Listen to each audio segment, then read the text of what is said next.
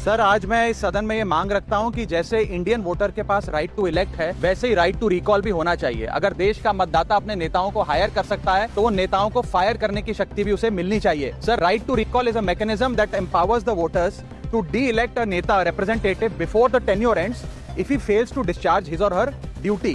Sir, हम MP MLA चुनते हैं, उसके बाद अगर वो काम ना करे, अपने वादे भूल जाए, जनता से दूर हो जाए, तो 5 साल तक इंतजार करने के अलावा जनता के पास कोई ताकत नहीं है। कोई इंटरिम प्रोविजन नहीं, कोई अकाउंटेबिलिटी नहीं, कोई परफॉर्मेंस रिव्यू नहीं, कोई करेक्टिव ऑप्शन नहीं। चुनाव से पहले नेता जनता के पीछे और चुनाव के बाद जनता नेता के पीछे। 5 साल is too long a period in this day and age. अगर एक गलत फैसला गलत नेता को चुनने का लिया तो लाखों लोगों का भविष्य अंधकार में जाता है और पूरा क्षेत्र पीछे जाता है। Sir, we can trust our voters to elect. हमें अपने मतदाता पे विश्वास करना चाहिए कि वो अपनी गलती बदल भी सकेंगे राइट टू रिकॉल की ताकत से।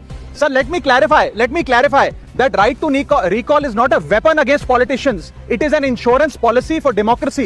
और भारत के संविधान में जब आप राष्ट्रपति को इम्पीच कर सकते हैं टेन्योर के दौरान, उपराष्ट्रपति को हटाने का प्रावधान है, जजों को इम्पीच करने के लिए प्रोसेस लेट डाउन है, यहां तक कि रूलिंग गवर्नमेंट के खिलाफ नो कॉन्फिडेंस मोशन लाकर आप सरकार बर्खास्त कर सकते हैं। तो MP MLA अगर आपका नॉन परफॉर्मिंग है तो उसको हटाने के लिए क्यों नहीं राइट टू रिकॉल मतदाता को देना चाहिए।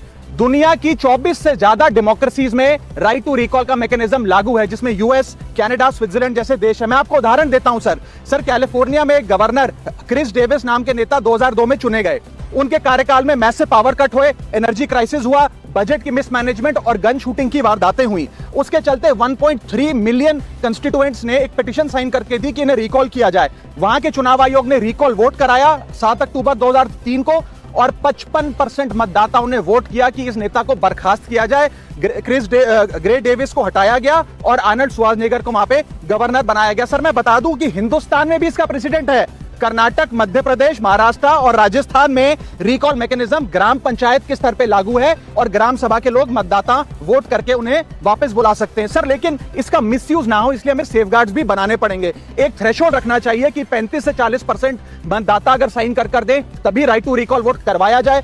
नेता को 18 महीने के लिए परफॉर्मेंस पीरियड देना चाहिए, कूलिंग ऑफ पीरियड, जिसमें उसे ना हटाया जाए। स्पेसिफिक ग्राउंड्स फॉर रिमूवल होने चाहिए ताकि फ्रिवलेस ग्राउंड्स ना हो और रिकॉल कम से कम 50% वोटों के बाद हो। ऐसा होगा तो पार्टियां भी ऐसे लोगों को टिकटें देंगी जो परफॉर्मर्स हो, ना कि नॉन परफॉर्मिंग एसेट, और भारत की डेमोक्रेसी मैच्योर होगी, सिटीजन एम्पावरमेंट बढ़ेगा एंड रिकॉल